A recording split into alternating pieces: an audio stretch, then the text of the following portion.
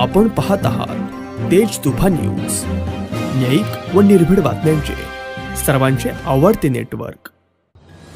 आंबेगाव तालुक्याचे भूषण मुंजाबाग गणेश मंडळ, चांडोली बुद्रुक, टायगर नगर, चांडोली बुद्रुक तालुका आंबेगाव, संपूर्ण उत्तर पुणे जिल्ह्यात अतिभव्य लाइटिंग महामंडपात विराजमान महागणपती, महाभाविकांचा अप्रतिम टाळनाद, कार्यकर्त्यांचा ओसंडून वाहणारा उत्साह, शेकडो भाविक भक्तांची उपस्थिती, रोजचे वेगवेगळे कार्यक्रम उपक्रम आणि पर्यावरण रक्षणासाठी वाटण्यात येणारी आंब्यांची रोपं, शब्दात वर्णन अशक्य असा भव्य गणेश मूर्ती, अशा वैशिष्ट्यांनी हे मंडळ आंबेगाव तालुक्याच्या वैभवात भर टाकत आहे।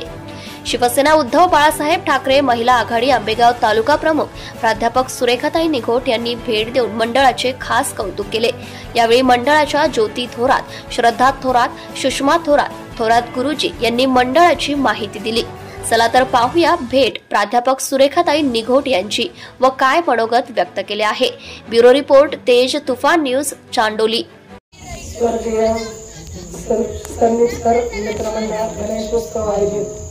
गणेशोत्सवानिमित्त आपल्या चांडोली पंचायतीने आम्हाला जो आरतीचा सन्मान दिला त्याबद्दल मी प्रथम सर्व मंडळाचे पदाधिकारी आणि सर्व सभासद, त्याचप्रमाणे या माझ्या सगळ्या महिला भगिनींचे आभार मानते। आणि गणेशोत्सवामध्ये मला महिला जास्त प्रमाणात आल्यावर खरंच आनंद होतो, कारण प्रत्येक ठिकाणी मी जात असते, पण बरेच ठिकाणी कसं असतं प्रत्येक भागात वेगळा अनुभव येतो की कुठेतरी महिला जास्त दिसल्या तर मला खूप आनंद वाटतो। कारण म्हणजे इथं तुमचे पुरुष महिलांना पुढे घालून कमीत कमी गणेशोत्सव तुम्ही दिवसभराच्या कामातून संध्याकाळी सगळे एकत्र येऊन साजरा करताय, हा एक मोठा आनंद आहे।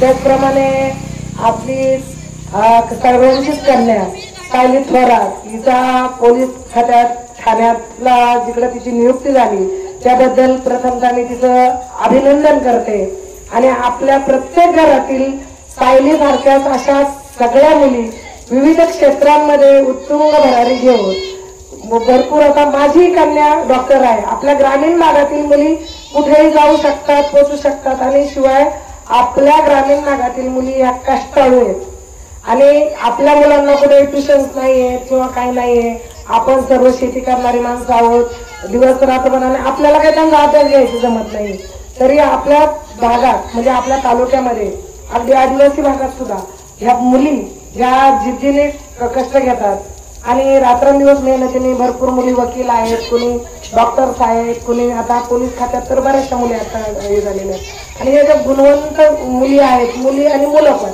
यांचा विशेषतः मी 21 तारखेला आपला शरदचंद्र सभागृह मंचर मार्केट यार्डच्या तिथं यांचा गुणगौरव समारंभ ठेवलेला आहे। तसं तुम्हाला तुमच्या व्हॉट्सअपला इन्व्हिटेशन दिलं जाईल, त्यावेळी सायली आणि तिचे पालक आणि तुम्ही बऱ्याच महिला सगळ्या आल्या तरी अजून आनंद वाटेल। त्याचप्रमाणे महिला संघटन करत असताना, तालुक्यामध्ये फिरत असताना मला म्हणजे बरेच ठिकाणी काय होतं, जरी महिला पदाधिकारी माझ्या बरोबर मी त्यांना नियुक्त केलेले आहेत, त्यांचे मिस्टर माझ्या बरोबर काम करू लागतात, काही त्याला तिला काम नाही येतो, पण महिलांनी एकत्र यावं याच्यासाठी मी बरेच ठिकाणी गणेशोत्सवामध्ये आपला खेळ पैठणीचा होम मिनिस्टरचे कार्यक्रम वगैरे आयोजन केलेला आहे। आता तुमच्याकडे 10 दिवसाचा गणपती तुम्ही येऊ शकता नाही शकता, परंतु गणपती उत्सव झाल्याच्या नंतर मी 21 तारखेला मंगळागौर स्पर्धांचं आयोजन केलेलं आहे। म्हणजे पूर्ण तालुक्यातील सगळे संघ मंगळागौरचे ते आले पाहिजेत आणि महिला एकत्र आल्या पाहिजेत आणि प्रत्येक भागातली महिला या माझ्या संपर्कात आल्या पाहिजेत। दुसरी गोष्ट काय असतं, बऱ्याच वेळी महिलांना खूप प्रॉब्लेम असतात, पण ते कोणाची शेअर करू शकत नाही आणि महिलांच्या आरोग्याविषयी तक्रारी असतील, काही न्यायालयीन तक्रारी असतील, काही कौटुंबिक असतील किंवा बऱ्याच ठिकाणी समस्या असतात। किंवा आता तुम्ही पाहिलं, आता नुकतंच मंचरला एक बचत गटाचं फसवणुकीचं प्रकरण झाले। काही वेळेला काय होतात, महिला बिचारा काम करतात, 100-50 बाजूला ठेवतात, नवऱ्याच्या वर बचत करायला जातात आणि त्याच्यात असंच मध्ये कुणीतरी त्याच्यावर डाव मारतं, अशा पण घटना खूप घडतात।